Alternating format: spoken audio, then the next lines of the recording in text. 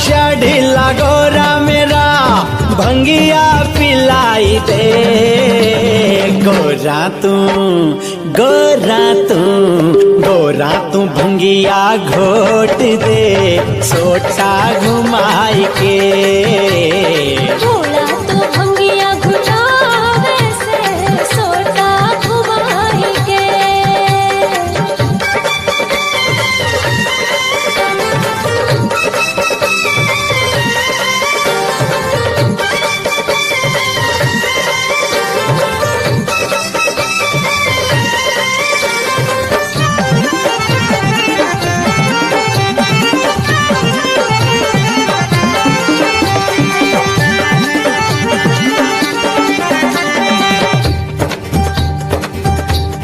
जिस दिन तय भोले तेरे ब्याही आई सो, एक दिन भी भोले मैं चैन नहीं पाई सो। गोरा मेरा कहन पुगा देने तुमने भंगिया प्या देने, बता तेरा के घट जावेगा भंग के गोटा ला देने।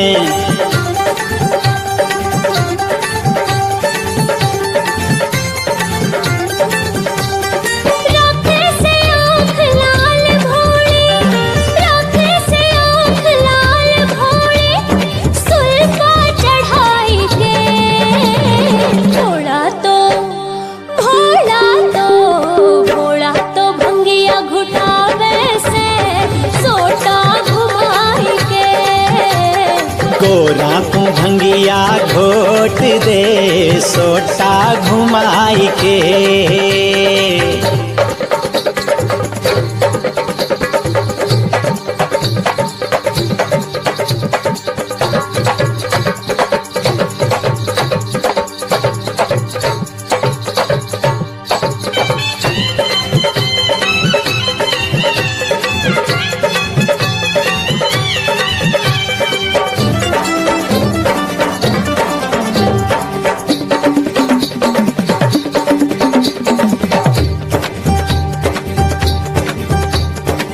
भांग छोड़ दे भोले नहीं तो मैं पीहर जाऊं। लेन मने मत आ जाइए मैं नहीं फिर आऊं। गोरा तू पीहर जाइए ना मैं भंगिया छोड़ देऊंगा, तुमने जीते प्यारी से मैं भंगिया छोड़ देऊंगा।